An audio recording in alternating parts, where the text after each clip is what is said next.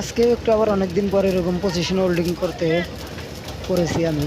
যাই হোক, এরকমভাবে এই জয়েন্টটা শেপের জয়েন্টটা মারতেছি অনেকক্ষণ ধরে, কিন্তু দু চারটা আগুন আমার ভীষণ গায়ে লেগেছে এবং ভালোই পুড়ে গেছে, কিন্তু তারপরেও কিছু করার নেই, কারণ লাইন পূরণ না হওয়া পর্যন্ত রড ছাড়ানো যাবে না। কেবল লাইন পূরণ হয়েছে, এই কারণে ছাড়লাম। চিপিং করবো এখন।